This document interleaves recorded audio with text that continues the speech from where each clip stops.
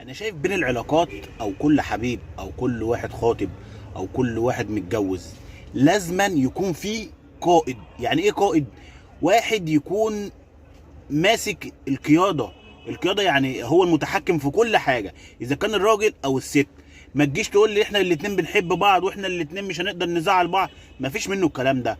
الدنيا يبقى فيها اقل حاجة صغيرة قد كده ممكن تعمل مشكلة، وممكن تطلق اتنين كانوا بيحبوا بعض بيعشقوا بعض بيموتوا ببعض، وممكن غلطة قد كده اذا كان من اي حد. اذا بص تيجي على ادفع حاجة والله العظيم، يعني ممكن يعني شوفوا على ادفع حاجه ممكن تيجي، يعني مثلا لو هي ماشيه من جنبي كده وانا مش عاجبني الوضع او انا مش لابد عليا، انا ممكن اعمل معاها مشكله، ممكن اطلقها.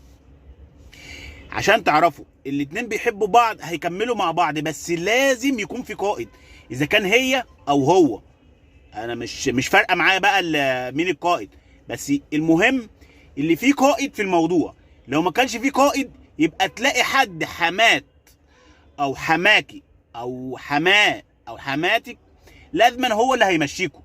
لو كان عقلكم صغير ومش فاهمين اللي يعني ايه جواز او اي حاجه، لازما في كل العلاقات، في الحب في الخطوبه في الجواز، لازما يكون في قائد يمشي العلاقه، يمشي الدور. ما تجيش واحد بتاع بابي ومامي يجي يقول لك انا وانا وانا وانا وانا، وتلاقي ماما هي اللي بتصرف عليه وهي اللي جايبه له وهي اللي هتمشيه. يبقى فين القائد؟ هي اللي هتمشيه. اللي صرف هو اللي هيمشي، القائد هو اللي بيصرف، هو اللي بيدي، هو اللي بيعمل، هو ده القائد اللي هيمشي على عجين ما يتلخبطوش. لكن هو بقى لو هو مش قائد، لا مؤاخذه يعني في الكلمه، لو الراجل مش قائد الجواز او مش قائد الخطوبه او الحب ولا اي حاجه في العلاقه في الاول خالص، لو هو مش القائد صدقيني والله هتلاقي امه او ابوه هم القاده، وانت اللي هتتعبي. هتيجي تقول لي لا ومفيش حد يمشي كلمته عليا، ده انا اعمل ده انا هسوي، مفيش منه الكلام ده. هو القائد، لو قالت او قال له طلقها هيطلقك. ليه؟ في العقل، بالعقل. هو اللي بيصرف، القائد هو اللي بيصرف، القائد هو اللي بيعمل، القائد هو اللي بيسوي. لو انت القائده ممكن تمشيه لو هو بيشتغل وعارف يعرف يجيب الجنيه ازاي. لكن لو هو مش بيصرف وانت ما بتصرفيش ومعكيش وهو معهوش ومامي وبابي هم اللي معاهم بيصرفوا، صدقيني والله هتتعبي من العلاقه دي نهائي نهائي. ليه؟ عشان بابي ومامي لو قالوا له ولا طلقها هيطلقك بالثلاثه ولا هتفرق معاه اي حاجه، صدقيني والله، عشان هم هي اللي بتصرف وابوه هو اللي بيصرف. بابي ومامي بكره هيجوزوني ستي، صح ولا انا غلطان؟ لكن لو هو اللي بيصرف وهو القائد او انت القائده وانت بتصرفي، صدق ممكن تمشي حياتكم. لكن اوعي تخلي القائد بره منكم انتوا الاثنين. اذا كان انت او هو لازم تكون انت القائده او هو القائد.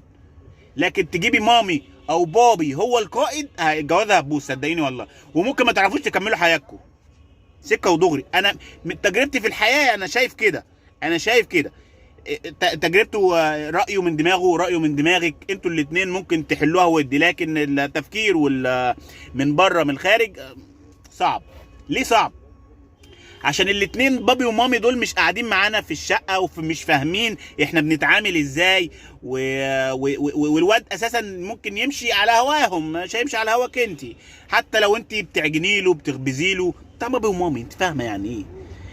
اي حد ماما وبابا بيصرفوا عليه يبقى ده اسمه بابي ومامي، بتاع بابي ومامي. وممكن العلاقه دي يا ماما ما تكملش، وممكن تعذبك في حياتك كلها والله العظيم. انا بنصح كل بنت لازما تشوف للولد القائد اللي هي القائد، اللي هو بيشتغل اللي هي بتشتغل. لو كان بابي ومامي هتتعبوكي. سلام.